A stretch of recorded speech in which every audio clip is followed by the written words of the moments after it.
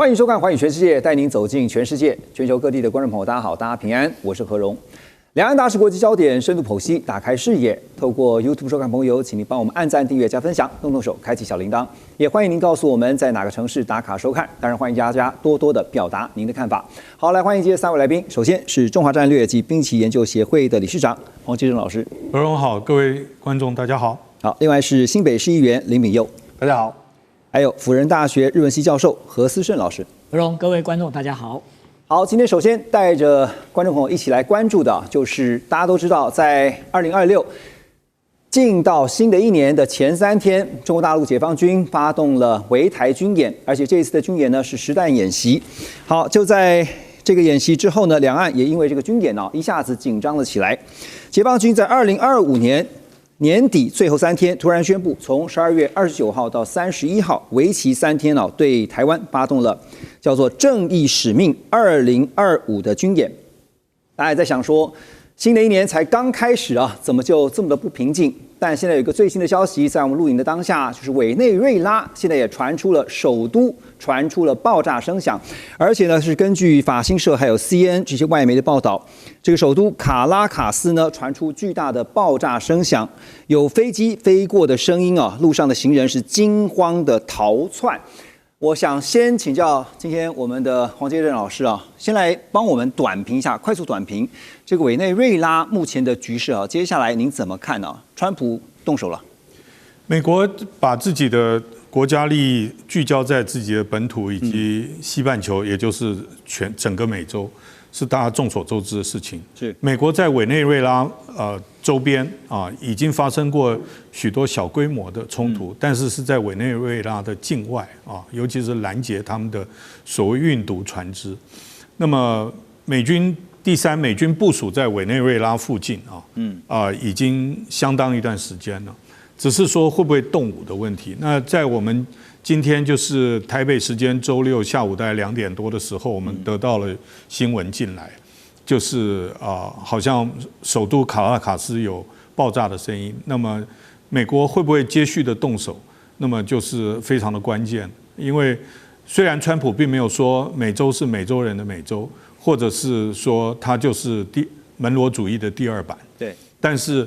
美国坚持要完全排除其他境外势力，就是西半球以外势力染指美洲是非常明确的。所以美国会不会对邻邦直接动武？用什么借口？然后他会多久？那这些都是我们未来判断的标准。OK， 好，两位老师等一下也会针对这个委内瑞拉的局势提出自己的看法。不过真的可以说是2026才开年没几天，这个世界就非常的不平静。而在进到新年的前3天，刚刚特别提到了中国大陆的解放军举行了围台军演。在军演结束之后，也立刻看到了中国大陆的国家主席习近平，他在发表新年谈话当中特别强调统一大势是不可阻挡之后，也看到比较软的那一面就是中国大陆的国台办主任宋涛在新的一年2026 1月2号，他发表了一个名叫这个携手奋进共创福祉的新年内容全文总共是大概有2000多字。宋涛在这个文告当中呢，宣称围台军演是为了坚定捍卫国家主权和领土完整，愿在一个中国原则和9·2共识的基础上，与台湾各政党还有各界针对两岸关系还有国家统一展开对话协商。继续请教黄老师，怎么看这次的军演？这次的军演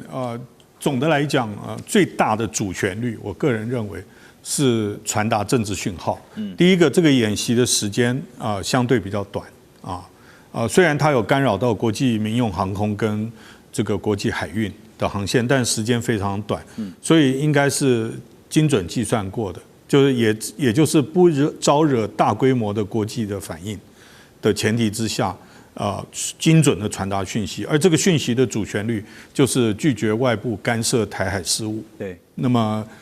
除了这个以外，另外就是演示了一些它的新的武器装备，那么对台湾非常有针对性，比如说远火对于我们临海及毗邻区旁边的射击，那我觉得是针对所谓发展台湾之盾这些概念、防空概念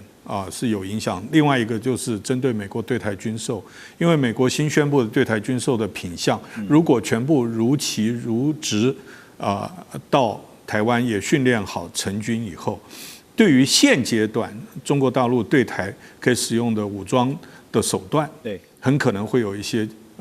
抵制的作用，或者是对抗的作用。那么，所以再加上这个高市早苗的这个台湾有事的言论，所以我觉得主旋律是那个。另外一方面，当然也传达讯息给台湾，也就是说，这个统跟独和跟战再一次的向台湾传达讯息。对，但是硬后变成软了啊。这个谈话，共产党基本上都是讲辩证统一的，所以我们过去听过打打谈谈，谈谈打打，我们也有听过说以我们的两手来应付敌人的两手，所以能软能硬哦。对中国大陆自己的本身共产党干部也是能上能下，所以他保持了自己的弹性，另外也辩证统一。我个人认为，现在大陆的趋势也许我们听众朋友，尤其是台湾的朋友，不愿意听。过去是两岸如何处理双边人民往来的关系，现在看起来就是我用以武逼谈来对付你的以武拒统是那么或者是以台制华，那么所以从这个角度来看的话，看起来就是不许独变成只能统。就是这次的这个军演我刚刚特别提到说是除了围台以外，你也可以发现它比上一次或是之前的又在收紧了。围台之外还是实弹的演习当然这个黄老师特别提到说，它其实在释放出了非常多的信号，而且不只是对台湾，也对日本，也对美国，甚至是不是有可能是一石多鸟之计包括了菲律宾，包括了像是 Quad， 也看到他们立刻的去做了一些对话，那来如何去因应。这次军演我们回顾一下解放军向台湾发射了27枚射程最远可以达到300公里的 PCH-191火箭这个落弹区呢散落在这个台湾24海里线的周边。另外这次也看到有11艘中国大陆的海军舰艇以及8艘海警船都进入到距离台湾海岸24海里的范围。纽约时报呢因此就提出他们的分析，他们表示呢，解放军设立了多个禁航区这个用意是在阻断日本自卫队或者是驻日美军向台湾推进，要传递的刚才黄老师提到的这个信号是什么呢？阻截外部力量的一个姿态简单来讲，白话文就是警告美日在台海有事的时候，你不要介入。好，所以怎么看这个刚刚延续黄老师提到的，对于多方所传递的信号，明佑？其实最主要这一次就是中国在做的这个解放军他们的演习里面几个项目，其实我觉得控制的很比较精准的点，就是说他把24海里线这个画得很清楚，包含他的基建，包含他的这个所谓的火箭弹都在这个范围内。其实他要表示说我能控制到这个程度，也就是我只要再多进一步的时候，你是不是能反应得过来？这个对我们来讲当然是一个很大的挑战，就是说这场演习它不是一个立场性的演习，不是年度立场性演习，它可以在很短的时间内去赶快把它的这个部队动员起来。很长，我们讲这个以训转战的这个东西这个过程当中，它是让真正其他周边国家感受到这个压力。再来就是你们能不能在这个情况之下做出正确的反应？我觉得在这一次的演习过程当中，台湾这边要比较注意的就是说基建的部分，我觉得比较没那么担心，是因为其实你可以看到，我们一般讲作战，你会整个序列。如果说他只是就这几艘船过来，他后面没有更多的梯队要陆陆续续的靠近施压的话，那我觉得好，那就定位在一个演习的情况是没有问题的。但是在远火这一块，其实你可以看得出来，它就是分成是2支部队，在演习宣布开始之后，好配合着他们这个所谓的宣传系统就把这个影片放出来，告诉你说我有这2支部队，然后再实施这个远火的这个打击的这个训练，然后发射火箭弹的画面你也看得到。那当然过程当中，我想我们一定程度的掌握，但是这个掌握其实你只是一个战术的情报，其实对一般民众来讲可能没有太大的意义。但我要讲的一个关键是，它其实演给真正内行的人看的啦。也就是说，美国、日本，你如果在介入的时候，当我中国划出这个禁限制的区域的时候，我是能够真的做到禁限制的行为。那你的反应是什么？所以其实有很多不同的说法，就是说这个演习里面在谈的到底是主要目的是他是要回应这个对台的军售，还是回应这个日本台湾有事日本有事的这个说法？我觉得众说纷纭，但是我比较倾向它就是一个综合性，就是好，我的这个分数。这个东西我要回应到什么程度？要什么程度？一件、2件、3件，最后确定，在一个很短的时间内，我们就是要启动一个整个的演习，而且是完整的演习。那你怎么看这个各方的反应，特别是美日两国的反应哈？我觉得其实还蛮冷静，就是它相对低调的原因当然有几个啦哈，譬如说这个川普他4月份要去见习近平，所以他在这件事情上他还没有主动提出，他是在记者会上被记者询问的时候，他提出来我觉得他就比较轻描淡写，对，他就一票轻描淡写。我觉得这个说法是符合他现在的期待，因为他现在重心，刚刚我们提到的，你看他假如在委内瑞拉，他有一个比较即刻的行动的话，他的注意力一定不在这个地方，所以他必须淡化那个地方可能的威胁。这个是对我觉得对全球的伙伴来讲有一个必要性的一个表态。那当然，日本它是透过外务省的发言嘛，哈，我觉得这个也是蛮低调的各自的行为去做一个回应了哈。所以我觉得这个中国的确他可能得到他的答案，就是美日如果在这种极短的压缩的时间之下能够做出来反应，或许就是他这一次演习真正要达到的目的。所以你是说，像我们刚刚一开始的时候讲到说，美军这次特别在委内瑞拉突然就采取了一个要攻击哈。当然现在我们得到的资讯有限，大家要凸显的是说美军的机动性很高，是这个意思。对，美军的机动性很高，是因为它跟委内瑞拉相比较，它是军事上的悬殊的这个实力。但是在台湾的这个当面，其实他也有人很讲说台湾跟这个中国的军事实力有一个相当的差异的时候，我觉得另外一个关键是中国有能力在短时间压缩去这么短的时间去铺陈出或者说演完一整套的这个组合拳。那美日却没办法提出所谓的真正具体的反应，因为他们基本上就是外交的辞令有。但是实际上具体的行动我们是看不到，不像上一次裴洛西的时候，日本还能发布说我有监控的这些所谓的报告，这次是相对是没有的情况之下，那当然我觉得中国或许他就能够确认，就是说，在这么短的时间内，我做的准备所采取的军事行动，你是没有能力回应的。对，因为这次的大陆举行的这个军演哈，当然这个事后的分析有很多，也在特别凸显的是说，在测试各方的反应啊。我看到何老师也特别有一篇文章，特别就讲到了说，这个美日相对来说，哈，这看起来都是比较延迟性的反应啊，包括像美方很低调，日方更低调。那说到日方呢，这个日本产经新闻也指出，他们有这样的一个看法，我就特别想请教你。他说，中国大陆这次虽然在台湾本岛北部以及南部海域进行长程火箭弹的测试射击，那并没有发射任何的弹道飞弹。而日本防卫省官员认为呢，中方这次划定的演习区比上次更贴近台湾，所以研判中方可能是要刻意避免刺激日本，因为中方可能担心呢，之前因为战机这个雷达照射的火控雷达照射的这个事情啊，恶化了日中关系，所以呢，这一次的对台军演呢，再继续僵持下去的话，对北京来讲是没有任何好处啊。我要问的是，日本媒体怎么会有这样的解读哈？因为也有分析认为是自我安慰也好，还是真的有其本呢？这个报道我们把它倒过来看，大概就正确的这样的一个这个事实了。就是说，这报道就蛮好玩。他认为说，现在的中日关系的恶化，是因为那个这之前解放军对不对，跟日本的这个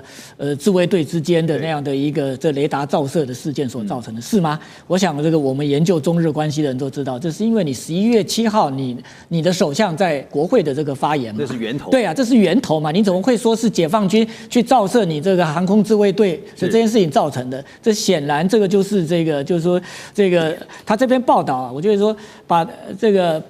个中国大陆啊，这个在这次的一个围台军演哈，它事实上围台军演我们可以看到，除了第一次就是说这个当时佩洛西这个到台湾来之后，他第一次的围台军演，对不对？他有把这个台湾跟这个就日本最接近的那个叫 Sakishima Shodo 叫仙岛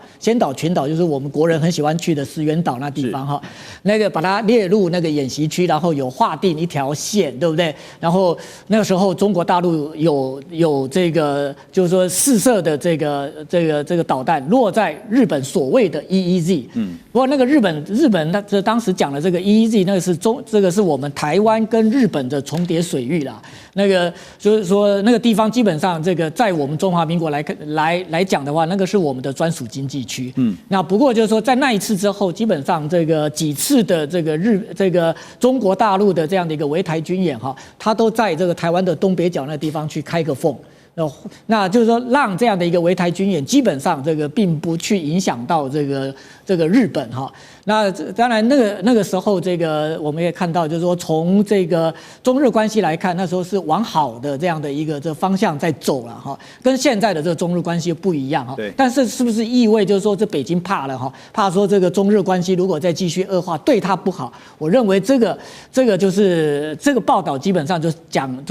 是讲反了哈，他是说反话。这个就是说，现在基本上就是说，高市也比较希望能够这个跟北京来管控这样一个这个日中关系的一个恶化的一个趋势哈，而且希望能够这个重拾对话。他现在还拼命的跟北京喊话说，我们当时讲好的我们在这个南韩的这个首脑会谈的时候，你还答应我，对不对？想办法要缓和局势。这个就是说，他还说习近平这个我们当时讲好就是要去就是说继续推进这个战略的互惠关系，你怎么说话不算话哈？这蛮好玩的。但没有办法，因为中方现在就是一句话敷衍。对啊，你只要敷衍，那就是说高市早苗基本上他是希望就是说能够再让中日关系回到就是说从这个岸田文雄一直到这个石破所走的这样的一个就持续改善的这个方向上面来哈。那不过我们都知道问题的源头在高市自己的那个发言。所以老师觉得最后要解决这个问题的终极方案是什么？高市道歉还是这样？当然，这高市不会道歉哈。那这个，我认为在高市的这个任内哈，这个整个日中关系要回到就是说双方的这样的一个就是说这个首脑的一个对话，那个几率是极低啦。虽然高市到现在并不放弃，就是说今年的中日韩如果有中日韩峰会的话，日本是主场。不过这一场中日韩峰会这个北京已经这个说李强不会去了，所以今年的中日韩峰会基本上是不会成型。不过你看人家首尔很聪明哈，首尔讲说那这个中日韩峰会没了哈，可是我跟你很好啊，对不对？李在明要去访问这个，先中后日嘛，对啊，就是李在明基本上蓝湖啦。对不对？他这个就说好吧，那我们不到日本见，那我去北京跟你见。是。那人家在北京说行啊，欢迎你来啊，对不对？所以这里面事实上我们真的就是嗅不到任何的一丝丝的一咪咪的这样的一个味道，就是像这个日本讲的说，这一次这个就是说是为了要考量中日关系不再恶化，反而我认为这一次中国大陆基本上就是说我把它这个就是海空域的这样的一个风控，对不对？然后我留一个缝，这里面告诉东京。你讲的台湾有事就是日本有事，并不是一个必然的这样的一个这个会发生的事情。就是如果真的就是说台湾有事的时候，我可以做到台湾有事，日本没事。当然这里面就看说，如果是这样的时候，那你日本要不要自己跳出来，对不对？没事找事。所以就看日方到时候怎么决定了。对啊，这就是一个动作，就是说这个我用这样子来告诉你，对不对？我到时候处理台湾问题的时候，这万不得已我要用武力的方式的时候，我是可以让你日本这个可以开出条缝，而且如果说你要撤侨，你也可以透过这个缝去撤啊。对啊，所以结论就是产经的解读或许过度的乐观了哈。那在开年才这么几天呢，你就发现还真不平静。等一下回到寰宇全世界，要带您看的另外一件事情，普丁的官邸被炸了，但现在被怀疑会不会是假旗行动？马上回来。2025全球局势必须关注，中美赛局牵动地缘风险，连带影响台海两岸未来。寰宇全世界，关心全世界，权威分析，专业观察，客观立场。每周6日，请您准时锁定，一同关心全球大事的瞬息万变。欢迎继续回到寰宇全世界。俄罗斯总统普丁呢，最近和美国总统川普通话，他特别在这场通话当中指控乌克兰，说乌克兰出动了91架无人机袭击普丁在诺夫哥罗德的官邸，此事真的是非同小可哈。所以因此呢，这个川普在第一时间曾经表示，听到的时候很愤怒啊，并且直言说我不喜欢这样，因为这样的话会打破了俄乌现在是要往和谈的方向啊这样的一个进度。可这个案情呢，现在出现最新的逆转啊。先是 CIA 的局长叫雷特克夫，他向川普简报说 CIA 的研判啊，这个乌克兰并没有攻击普丁的官邸。接下来就看到了川普在跨年当天，他发文特别转发这个《纽约邮报》的社论啊。这社论是这样写的，标题是说普丁拿遇袭说事，暴露俄罗斯才是和平的绊脚石。所以现在普丁官邸遇袭的事件啊，有人也认为是假旗行动，但不管如何，目前可以确定的一件事情就是呢，不管是俄罗斯也好，是乌克兰也好，甚至包括会不会是美方也好，就是有一方是不希望这个俄乌的和谈顺利达成。好，所以整场事件呢，现在陷到了一个罗生门，各说各话。那如果从动机跟目的来研判的话，黄老师你怎么看哈？这个现在是一定是有人是不希望俄乌的和谈是顺利的嘛？这个和谈不顺利啊，那可能是对于俄乌战事中间有利的一方啊，因为不然有利的一方可能觉得自己还可以拿到更多，可以有更好的条件。各位观众朋友，再过50天呢，俄乌战争就打了4年了，目前看不出有可以很快可以解决的方案，因为乌克兰的总统泽连斯基一再的坚持不可以割让领土，目前看起来至少在嘴巴上面没有妥协的余地。那么俄罗斯呢，它在军事上，在乌克兰境内，它是攻势比较明确啊，然后比较占上风的。是。那占上风的要不要现在接受和谈？那就是和谈后的条件是什么？当然，它的主导权会比乌克兰要稍微多一点。第三个就是用91架无人机去打它的官邸，去搞斩首行动。那么除了对这个，如果是真的话，那当然就没有和谈的几率就更低了。那么是不是普京自导自演的一个假旗行动？就所有的逻辑正常理性的来讲，乌克兰没有发动或者用91架无人机去攻击这个普京的必要性。那么因为打完了以后，如果真的成功，如果真的是如此的话，那也未必能够改善俄乌战争的整个局面。对，所以我们如果用消序法来看的话，就是美、乌、俄3个国家哈，特别您刚刚点到，如果从一个和谈如果不顺，对哪一方最有利的这个角度来看，对，因为对不对？其实川普确实在俄乌战争上面花的精神是比其他的国际事务要多，他希望赶快促成。对，那么而且他的这个谈判首席代表外加他的女婿，有没有等于是风尘仆仆到处去做？所以也看不出来美国在从中破坏导演的这件事情。所以正常逻辑来看的话，那个假旗行动或者是俄罗斯自导自演的几率比较高，想要去创造一个更僵持的一个环境啊，包括国内对普京的支持，包括这个普京拒绝和平谈判的更多的理由。对，而且其实普丁在之前的外电报道也说，他已经对泽伦斯基下达了追杀令哈，就算将来和谈成了，他也说我追杀到天涯海角。那泽伦斯基听了，你如果是泽伦斯基的话，你一定想说，哇，我躲到哪里可能都会被俄罗斯的这个特务人员给干掉哈。好，那拉回到俄乌的战场上，现在的战场态势确实也是俄方非常的有利哈。乌克兰的官员在1月2号就指出呢，由于俄罗斯军队持续的推进，所以乌克兰呢已经下令将扎波罗热还有第聂伯罗前线地区总共有3000名的儿童和他们的父母来撤离这个地方。美国智库战争研究所就分析，认为俄军在2025年全力夺取顿内茨克州剩下来的部分，以及呢在苏梅州、哈尔科夫州北部建立了缓冲区作为首要的任务。可是到2025结束前都没有办法完全的实现这些目标。所以那当然接下来会不会就是2026继续的往这个战略目标来推进？整个2026的战场上的趋势，刚刚黄老师也特别提到了，再过50天左右，这个2月26就是要满4周年了哈。这个仗打得太久了，你又怎么看？从2月26号就是4年前了哈，这个开打的时候，其实俄军的做法到现在其实一直都一样啊。其实他们就是南线跟北线，也就是说所谓的以这个以顿内茨克苏梅这个地方算北部嘛，还有哈尔科夫这第3大城为目标的北部战线，跟南部战线就是扎波罗热第聂伯罗这一个地带。那现在其实因为整个战场非常的广袤，而且双方的坦白讲就是以这个所谓的损失的人数来看，其实是非常惊人的。那我们也看到很多的消息都在讲说，不管是乌俄双方都在采取新的征兵的作为，也就是他们人力其实已经无法去真正的控制住两个战线的可能性，所以在很多整个作战的过程当中，你会看到他南北不断的去转换重点的原因，也是因为他们想要找到突破口，想要造成这个所谓的大范围的控制，这几乎是不可能的现象。也就是两个国家来讲都是一样面临一样的问题，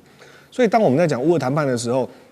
里面的关键就是乌克兰它其实要退让出它无法控制的领土，其实大部分谈的就是在这个所谓的乌东两省的部分哈，其实应该会这个关键就是乌克兰很难全身而退，说我不割让任何的土地。真正的关键就在于，即便短期的情况之下，乌克兰可以把这边的占领的这个所谓的俄军给驱逐，可是他是没有能力长期稳定的控制，因为整个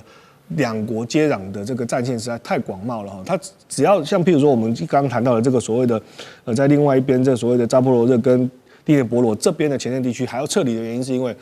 我今天的部队守住了北边。我南边就出现空防了，我南边的这个地方就是部队就不够去守护这个我们一般的这个民众的城镇了，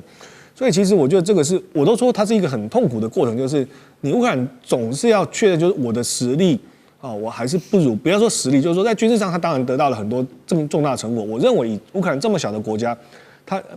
相较于这个俄罗斯是一个小的国家，军事小国，它能够达到这样子，我认为已经是了不起的成就。很多人说他这是一个很悲惨的情况，对，的确战争都不是一个好事，但是他能够坚持至今，他要结束战争，他就去痛下决心，就是我真的如果控制不了的范围，我无法给人民保障承诺的这个范围，我可能就得割让出去。这个大概就是所谓的泽伦斯基讲的这个所谓的10%。而且现在关键就是你刚刚提到的前线的兵力是不足的问题。对，今天你调到北部、南部就缺了嘛。对，它其实是一个整体的流动，就是说调来调去，其实你就剩这些人而已了哈。所以我才会说。不管怎样，俄军其实也一样的情况，但是对他来讲，因为乌东两省他已经有一个稳定的，他有去实施行政的一个过程了哈，他甚至在里面还有发动人民的公投，所以我认为在这个地方，乌克兰如果能够有一个政治的说法，或者说借由这个所谓的和平谈判的情况之下，把这个所谓的控制范围，跟俄罗斯有一个确定的这个结论出来之后，我觉得这个大概是。现在真正能所谓走完这个最后90%的这个10%行白路半90%这10%去把它确定下来之后，我认为对这个战事结束会比较有一个明确的答案。而且我们常常讲说，军事跟外交两个方面来看的话，在军事上面其实对乌方现在是极其不利所以才会赶快的撤离。外交上面也是啊，这个美国提出了15年的安全保证，但是15年的细节到底是什么？本来原先这个乌克兰希望能够争取30到50年，但是就是谈不到嘛，就没有筹码嘛。那现在也看到了俄罗斯的威胁呢，其实不只是乌克兰来，我们给大家看这个图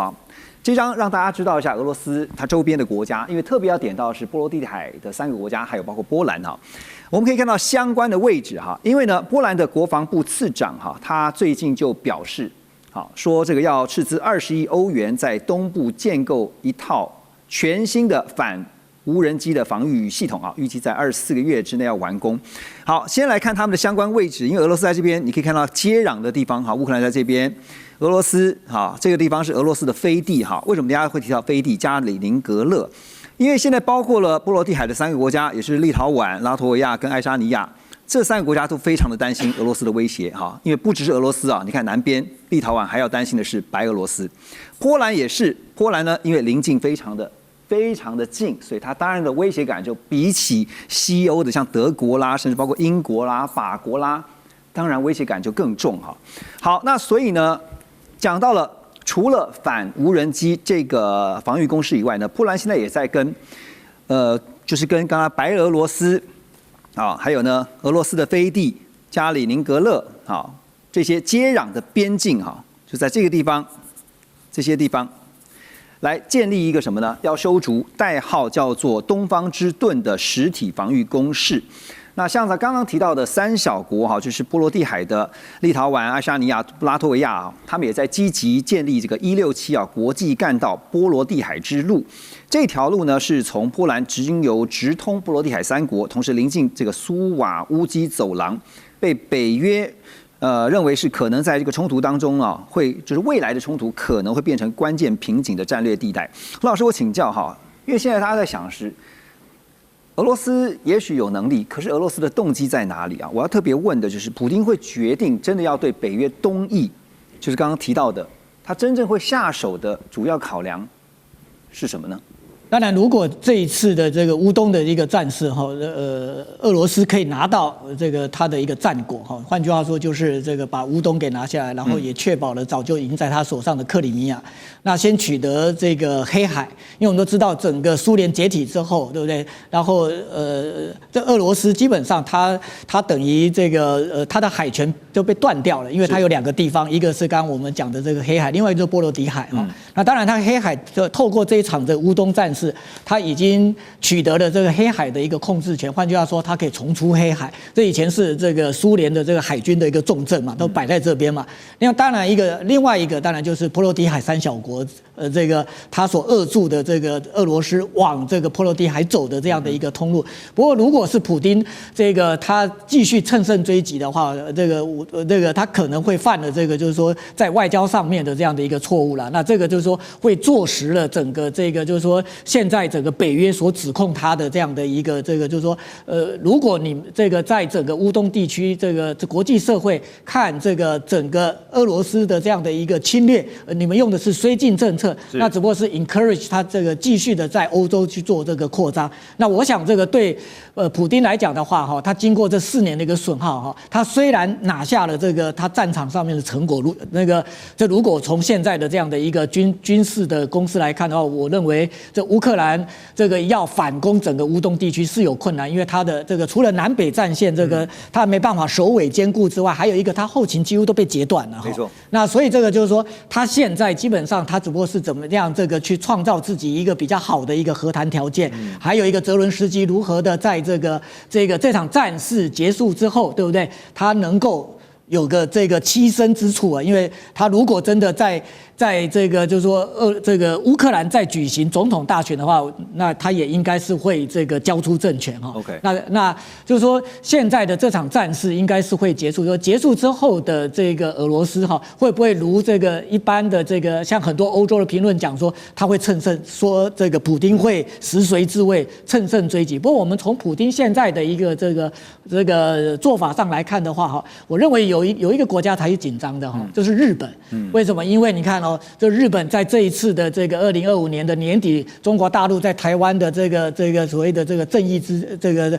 之剑的这样的一个演习之外，它北边的这个北方四岛，对不对？它马上这个从现在开始的2个月的时间，它几乎。俄罗斯它是埋锅造饭对不对？在那边这个他要去进行一个军事演，这是一个军事演习之外，这个基本上这也是一个这个就是说在这个战略上面的这样的一个宣示，就是俄罗斯这个除了在乌克兰这个地方，在黑海这个地方之外，他要再重新回到远东。对，事实上我们都知道，冷战之后，虽然我们讲这美国对不对重返亚洲，但基本上我们觉得这句话怪怪的这美国从来没有离开过这边啊，对不对？真的离开整个东亚的是俄罗斯吧？那俄罗斯现在如果他乌东这边他取得了他的一个成果之外，从普丁现在的一个军事布局的话，他要这个去加强他在整个这个等于是就是鄂霍次克海这边，就北方四岛这边的这样的一个对这些岛屿的一个控制。这对日本来讲，他会陷入一个战略困境。为什么？就是说日本在这个过去我们看从近世以来，就是日本在江户时代，他最在意的一个威胁就是俄国。那这个俄国又回来了而且就是说，不止俄国回来了，它的南边的中国大陆给它的一个战略压力是越来越大。它在日本历史上，在近代的日本历史里面，它从来没有遇过的首尾两端同时受敌，而且这2个敌是很大的国家，而且都是核武大国对，所以这个才是日本的一个麻烦了。所以我经常开玩笑讲现在最不想乌东战事停下来的国家是谁如果从这个角度来看的话高市早苗他才不希望你乌东战事停下，你最好把俄国困在你乌东。所以如果我们从俄罗斯的角度去思考的话，其实现在对于欧洲这边的压力的话，是希望透过军事上的威胁去创造自己在外交上谈判的空间。那何老师刚才点到一个重点，就是呢，其实现在要担心的恐怕不是欧洲这些国家，而应该是东亚的日本。马上回来。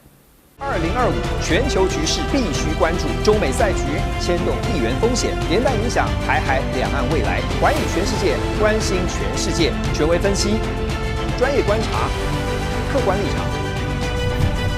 每周6日，请您准时锁定，一同关心全球大事的瞬息万变。好，我们继续把关注的焦点放在缅甸啊。缅甸的官媒最近有报道指出说，缅甸军政府所支持的政党联邦团结发展党，在极具争议性的这个全国大选啊第一轮选举当中，目前是获得领先。而这次大选呢，也是2021年缅甸政变之后的第一次投票。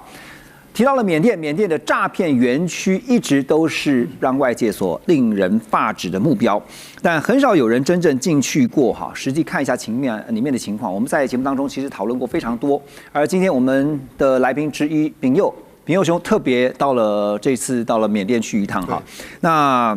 你是直接到了泰缅中部边境妙瓦底南区，在顺达园区的这个地方。对。OK， 顺达园区我让大家了解一下哈，过去主要是由中国大陆的福建帮的势力所掌控。2025年呢11月25号被克伦民族解放军给攻下，而在目前呢是由反军政府的武装势力来掌控哈。请教秉佑，这次去的目的是什么？其实这次去目的一开始是就是反政府军他们开始有一些人，因为过去他们在整个内战的过程当中，其实都是跟中国在互动了哈。那他们认为就是说，中国还是比较偏袒军政府哈，所以他们开始希望能够结交其他的新的朋友。那有一部分的人可能透过留学啦，透过什么关系，就开始跟我们这边有一些联络。那我就跟他们讲说，其实我觉得要发展民主伙伴的关系都很好，但是对台湾来讲，其实缅甸非常的陌生，但我们只知道就有诈骗这个是一个大本营嘛哈。所以我就说，如果可以的话，我希望能够到那边去，然后看看能不能谈看有关诈骗的这个反诈的合作了哈。那就正巧就是因为在这个过程当中，刚好他们去打下了这个所谓的顺达园区。那这个动机什么，其实我不太清楚，但是我自己的掌握的一个讯息是，这个顺达园区里面其实是有极少数的美国人，很少数的美国人，所以有可能是不是说美国政府有希望这些反政府军去把这个人救出来了哈。那后来我也借着这个机会，我就要求说，是不是能让我去里面看？因为我们很多在台湾的对这个所谓的诈骗的报道很多，可是没有人看过真正里面长什么样子。那刚好有这个机会，我就拜托他让我去看看。你第一手观察是怎么样？我第一手观察，其实我觉得还是要呼吁全台湾的这些民众，不要对诈骗这件事情轻忽，因为他们其实是用尽了生命的力量哈，在想尽办法要骗你。他不会很单纯的只是利用你人性的所谓的贪婪或等等这些，他会有很多不同的做法，包含这种所谓的感情的诈骗、投资的诈骗、司法的诈骗。司法诈骗我觉得就很特别，有一个朋友他就前阵子被骗的原因不是因为他贪婪，而是因为他是一个热心助人的人。他以为他不提供这些资料，他会害到一个无辜的人的时候，他就把某些资讯提供出去，结果造成他的这个账户内的这个资金全部都被移转损失。那这个就是始料未及，他并不是因为贪心哦，所以我必须讲，就是说大家对这个事情要非常的谨慎。他们想尽办法骗了这么多人去那边去从事诈骗行为的时候，这些做诈骗的人他不努力骗人，他是活不下去的。哦，所以他们一直会，我其实拿了很多笔记本回来，他们里面就是怎么去做人设啦，怎么去想好我跟你怎么谈恋爱啦，今天跟他谈的状况怎么样？我觉得我明天我要再给他一个小故事，再给他鼓励一下。我必须讲，这个就是非常多套剧本，非常多套剧本，而且非常充分的工具去做这些所谓的电诈的行为。那你只要一付钱之后，其实这些就是进入着虚拟货币的世界之后，然后流通到哪里去你也不知道。那为什么我会认为这个要非常值得大家注意的原因，是因为它是一个在三不管的地带，军政府它也势力也达不到。那事实上这些所谓的反抗军，它其实也没有能力掌握全局。那西方主流国家或者说这些真正有制度的国家，泰国或者说欧美国家或台湾、日本想要去帮助，其实都很困难，因为它就是一个坦白讲，我觉得荒山野岭。所以当在这种无秩序的这个地方去产生，它只要透过一个星链，它只要一个 Starlink 连出去，它就可以reach到全世界所有的人。我里面还有一个片段说，我说不要以为说这个诈骗的这个受害者只有在亚洲，只有在台湾，我就在当场捡到一个 AT&T 的 SIM 卡，捡到3张，然后里面的确为什么符合我们的情报，就的确或许是有美国人在里面被逼着要去从事电诈。那甚至我回来之后，还有一个假装是白人的那个脸书账号，他是台湾人，我跟他说我说他是来请我求助，向我求助的哈。那我一看就是说他英文程度是很好，他就是负责去骗欧美人士的这个，所以我要讲的就是说，你很难，我们有通过这么多的这个宣传，通过这么多的这种所谓的警告，可是如果你不去理解他们是一个有密集的资本、人力、技术在从事这些犯罪行为的话，你会太过轻忽。对，因为他应该是要用政府力量去对抗的，所以在每一个人来讲，你应该更清楚，就是说，你只要有一点点认为这个是疑虑的话，你应该就要去打我们的165反诈专线去求证。好，因为这些手法其实在我们政府都会尽量的去收集，只是我们不会去公开的原因，也是因为怕有人会去利用这样的手法去害人嘛。哈，但我只能说，我们过去听闻的这些邪恶事迹，我直接把它亲眼见证带回来给大家知道，这个就是一个，它只是其中的一小部分。顺达园区只有4000人，但是就我所知，就我们初步的估计，整个在缅甸妙瓦底周边的电诈园区从事诈骗行为的，至少有30到50万人。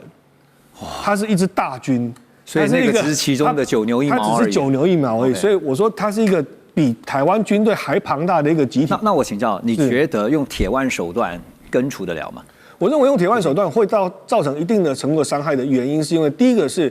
它电诈，毕竟它需要一定的硬体设施，那它资金还是需要花一点时间。譬如说我要骗到你，我可能不会说我今天跟你接触我就马上得到资金，而是他可能 cooking 了3个月、5个月、半年之后，他才开始说我终于开始回收了这个资金。那只要让他的这个所谓的资金链能够断掉，我打击你的电诈园区，事实上是你电诈园区你的新建，你要盖这些组合屋，你要盖这些生活设施，都是需要钱的。那如果说他还没赚到钱，他就损失了，那他怎么会有足够的资金去持续的运作？我觉得这是一个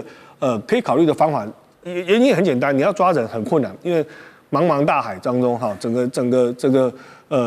所谓的中南半岛哈这么庞大，你要找到人很困难。可是你在卫星上，你要看到有一处新的电诈园区出现，非常的容易。好，所以你点到一个结构性的问题啊，因为这个结构性的问题可能不是一时半刻可以解决得了的，而且就是你真的要是断金流，然后呢断通讯啊，或者甚至是包括现在我们提到的。用轰炸的方式，这因为在2025年底啊，其实缅甸、柬埔寨的主要诈骗园区先后都遭到军事行动，要把他们剿灭。缅甸军政府在12月初更是突击 KK 园区还有水沟谷园区啊，扣押了数以千计的外籍人员，包括可能您刚刚提到的美籍的都有可能哈。但是为了展现威慑哈，军政府还采取了非常震惊的手段，就是用炸药炸毁整栋建筑物。那到了12月中啊，泰国军方也趁着上一波的泰柬冲突，出动了战机去轰炸柬埔寨边境的多间赌场。而泰国的看守总理呢，他就表示说，虽然柬埔寨的境内赌场呢不是在泰国司法管辖范围内，但是相关场所成为诈骗行动的掩护场所，所以他们觉得有必要加以处理啊。何老师觉得，因为我们谈过非常多次哈，这个诈骗园区它就是像是野草一样，这个除不尽又在生，但是就是斩不断。关键就是我们提到的结构性因素。当然，我们国人这个提到这个缅甸哈，我们就会觉得这缅甸是不是都是诈骗哈，然后甚至于觉得说这缅甸人很坏，让我们误解了这个这样的一个诈骗的这个集团哈，就是说它存在于缅北哈，实际上也不止缅北，柬埔寨也有，对不对？那柬埔寨那问题那个更难处理，因为那个背后跟鸿升集团还这个非常有这个关系。三不管嘛，对啊，大家都不管。那我们还会开玩笑讲这个像柬埔寨的诈骗，对不对？那个基本上是国营的哈。那就是说，事实上缅甸人是很善良的，我们都知道这缅甸人是很勤奋。日本的商社他们在那个这个很长一段时间在缅甸缺乏基础设施的时候，他们愿意进入到缅甸，对的，去投资。为什么？因为他觉得缅甸的劳工真的好，有日本要求的那种劳动的这种精神，而且他们跟雇主之间的那种忠心，让日本人觉得就是说缅甸人的这种劳动伦理是最像日本人的。对，因为台商也在缅甸有设厂。这缅甸人是很赞的，是缅甸人是好的。可是那个诈骗集团基本上存在于缅北这个地方，它是一个这国际的这个诈骗，它是一个跨国的这样的一个诈骗。当然，它现在也成为这全世界的一个诈骗的一个中心了。那这样的一个问题要怎么样来这个处理哈？就是说，现在当然就是说这缅甸的军政府哈，还有跟泰国这个似乎这个等于是去摧毁这样的一个这个园区。但是你如果这个不能够这个把你的这个行政权哈，就是说深入到那个地方的时候，基本上那个地方就跟刚刚林议员姐讲的一样，那地方基本上是一个三不管地，这也透露了整个缅甸的一个政治，就是说你缅甸军政府，你号称你是一个就你把翁山书记给关起来了，对不对？他生死不明，可是你真的能够牢牢的去控制缅甸吗？缅甸很多地方现在是无政府的状态，那这个无政府状态，这刚好就是这些诈骗集团的一个最好的一个安身立命的一个地方。所以老师，您觉得缅甸军政府面对诈骗的这些问题，他是不想管，还是不能管，还是？其实我觉得他根本就是力有未逮，因为就是说他基本上他没有办法去控制到整个他缅甸的这样的一个全境，所以现在的这个诈骗啊，在缅北这个地方啊，那个几乎是等于是一个如入无人之境啊，就是说他没有任何一个国家的公权力能够在那个地方去执法嘛。对，我那经常就开玩笑讲，这个刚刚黄老师讲，这美国去炸委内瑞拉，对不对？我今天讲，如果北京的外交像美国那样子的话，他早就去炸这个地方了。为什么？今天你是在我的踏旁，对不对？而且很多的受害者是我，而且这里面很多犯罪者也是中国人，对不对？那他按照这种逻辑的话，对不对？那我来处理最好。可是我们看这个中国似乎他也不想要去处理这样的一个烫手山芋，因为国家不一样哈，毕竟做法不一样啊。那黄老师又怎么看？因为现在讲到说，现在当政执政掌权的就是缅甸军政府嘛。虽然说他们最近刚刚特别提到了，举办了这个5年来的首次大选哈，而且现在由军方所支持的这个政党呢，在第一轮的投票是大幅领先。那这一次呢，也看到军政府的发言人就表示说，有超过600万人在全国120个乡镇完成投票，这投票率有52.13%。所以他们说呢，就算在已经开发的民主国家哈，也有这个投票率不到50%的情况发生。所以这个投票率啊，真是让缅甸自豪的来源呐。但是路透社也报道说，联合国还有西方国家呢，都质疑这次选举其实是一个假选举哈，其实就是做样子、形式的。东西也都在观望，在大选之后的政局。我要问的是，这样看来，其实军政府还是有可能继续长期执政，是这样。凡是军事政变取得政权的，他都会透过一些方法去把自己的合法性，把它巩固一些啊。那么不论是集权或者是武装独裁，那这次的选举总的来看，你看到各方面报道，其实有些地方也很荒诞。第一个，军政府决定了哪些区域可以选，哪些政党可以选，啊，然后可以投票的区域是哪些？如果你限制哪些人可以参选，哪些人可以投票，结果投票率才52%，我觉得也蛮丢脸的。如果都是在你控制之下，那基本上我觉得是一个预先写好剧本，然后试图，不管是对国际或者是对缅甸内部有一些不愿意用革命或暴力手段去对抗军政府的人，去有一个所谓合理化的一个说法。可是他的这种选举，我觉得只会激发更多的内部矛盾跟冲突。那老师，我请教，您觉得未来会影响到缅甸军政府它政权的内部跟外部的因素，最可能是哪些？我觉得国际势力还是很重要，因为军政府背后，我想秉佑兄也很清楚，其实不管是反抗军或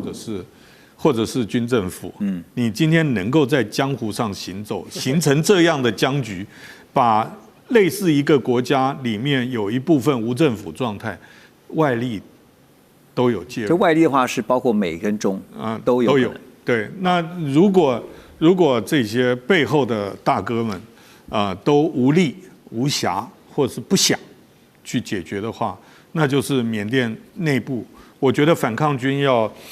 这种各个不同的势力，他们彼此的利益也有重叠，也有冲突的情况之下，要去推翻军政府，难度还是很大。就是我们刚刚提到的，跟诈骗的议题是一样的，就是我们常常听到那句话：“非不能也，乃不为也。”马上回来。2025全球局势必须关注，中美赛局牵动地缘风险，连带影响台海两岸未来。环宇全世界，关心全世界，权威分析，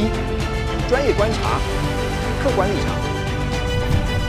每周6日，请您准时锁定，一同关心全球大事的瞬息万变。欢迎回来。2026对于日本来讲真的是挑战的一年啊，因为最近就看到印度政府他们在2025年的年底发布了一份年终经济评估报告，就引发了国际关注。为什么呢？因为这份报告指出，印度2025-26的这个财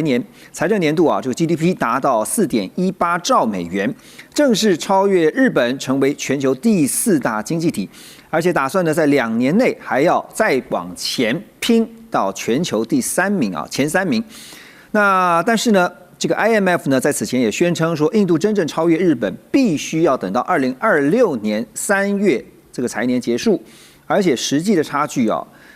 只有大概100万美元。所以说，就算是到了第3名啊，其实你跟第4名之间，就是那个日本，你如果超越它，你也不过是多了它100万美元而已啊，所以你有可能再度被反超。那我要问何老师啊，这个现在看起来啦，我们只能说肯定印度是有雄心勃勃或者野心勃勃，但是印度制造真的是具备了超越日本的实力呢，还是怎么看呢？当然，印度制造曾经是很多人的一种就是说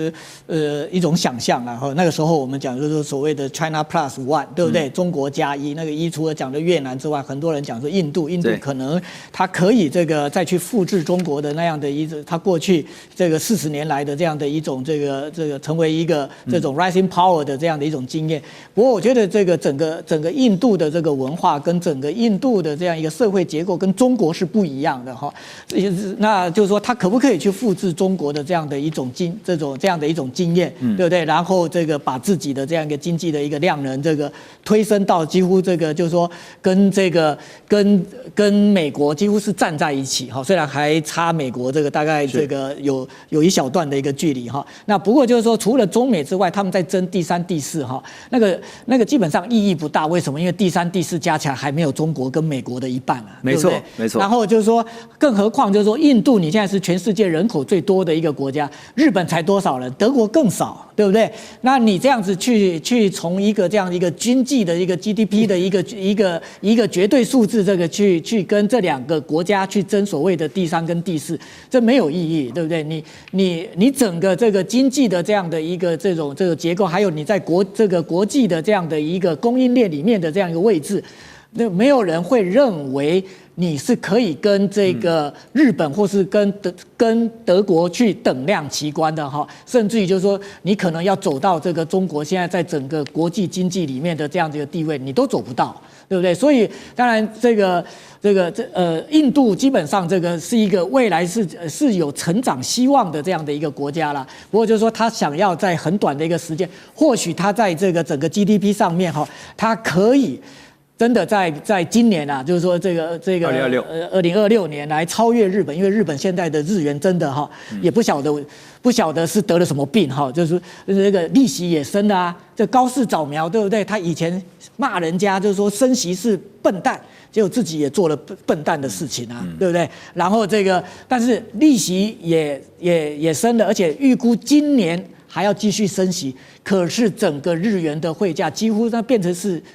我们用台语讲，那西底亚给哈，而且现在的中日关系纹风不动啊。现在中日关系也还没有得到一个缓解哈，这会不会也有一点关联？当然就是说其实中国对日本的这样的一个所谓的这种就是说在观光上面的这样的一个抵制，这一次的中国对日本的抵制，基本上跟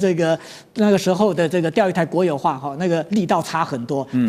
他没有抵制日货，而且在中国的境内也不去骚扰日商，因为中国现在他也很担心这些日商还愿意留在中国，他已经时候非常感激他们了，对不对？他不想因为现在的中日关系的这样的一个恶化，去造成这些日商在中国的投资的这种不安感。但是他用所谓的就是说人流啦，就是说我把这个观光客稍微降，可是他不是全关了，很多人误会说。中国大陆基本上只关团客，那团客的影响其实当然有，可是基本上就是说它的影响是有限的。所以中国大陆这一次对日本的这样的一个所谓的这种经济的施压，我觉得警告性大于这个实质的一个意涵啊。对，而且其实看得出来，过程当中其实它是有节奏的哈，它不是一次做到底。对，然后再看后续的状况，再决定要在做什么样的事情？我觉得印度这个报道哈，我觉得看了这个最生气的应该是高市早苗哈，他一定不太高兴。为什么？因为你基本上你在唱衰我早苗经济学嘛，开年就给我这样一份报告，就是说对不对？我早苗经济学这个是我未来我这个我高市早苗能够当日本首相多久的这样的一种续命丸呢？对，结果你这样子讲的话，是不是觉得我的这个早苗经济学是骗人的？对，刚刚老师提到说，中国大陆在面对说日商的这一块哈，其实也非常的谨慎。那刚才也提到说，就算是印度也好，还有包括像是日本也好哈，这个两个加起来呢，也不过最多吧9兆美元啊。可是呢，排名第一跟第二的啊，比如说美国是第一哈，30兆。这根据2025的 GDP 预测的话，有可能30兆。中国大陆呢是接近20兆，所以这争个第3、第4，其实都是人家不到一半啊。那讲回来说，日本企业从中国大陆出走，在2025年有看到一些迹象哈，因为在2022年工业产值将近32亿人民币的中山佳能工厂，他们就宣布要关闭。三菱汽车也终止了沈阳引擎的合资项目，彻底退出了中国汽车制造。另外是 Sony 的 Xperia 手机业务呢，也宣布要撤离中国大陆哈。但是也有分析指出哦，说日本企业现在正在用一种 K 型分化的战略，在重建在中国大陆的布局。那什么叫 K 型战略啊？也就是呢，低端产能撤退，高端领域采取重兵压境的方式。好，我们回顾2025前3季啊，日本对中国大陆的投资甚至还有年增55.5%啊，这成长是排在全球第一的。所以现在这个 K 型分化的战略哈，怎么看日本产业他们现在的这个战略思维啊？我觉得我们后面的分析其实对台湾也都有参考，基本上就是低毛利啊，这个低端的啊，或者是已经成熟的产品。这几种都是在中国大陆在地会逐步爬上来的竞争力。对，换句话说，它获利变得更少。那所以在中国制造的方面，在日本来讲，所谓 Made in China 的部分，它的竞争、它的获利都在降低。所以这种就往下走。另外一种往上走的，那不是只有日本啊，这个法国总统带了多少企业家去？我们还是看有外资进去，虽然现在的外资进入中国大陆已经比以前少很多了，也是中国大陆目前经济面临的一个困境。还有人想要跟我打赌，就是川普4月去的时候，会有多少美国大老板跟着川普一起去抢单？那他们抢的是 K 线往上走的部分，往上走的部分就是中国研发、中国技术、中国软体工程师的总数，以及中国的勤奋。所以以前是勤奋的劳动力，现在是勤奋的研发力。那么这些还是可以补足其他外国或外资的部分。那么这个 K 型线的发展，其实我觉得在某种程度上面不难理解嘛。那台湾似乎也是慢慢会走这一块，日本会选择这样走，还有一个外部因素，就是所谓的降低风险，对地缘经济是这些综合的考量，所以基本上它不是所谓的出走的话是 decoupling， 就是那但是日本走的是 de-risking， 就是去风险化。对，其实我们常常听到说，产业的嗅觉永远比政府要敏锐哈，就是先一步的看到整个市场未来的前景哈。所以这个日本是如此，那韩国呢？我们来看一下哈，在这个临近日本的韩国哈，因为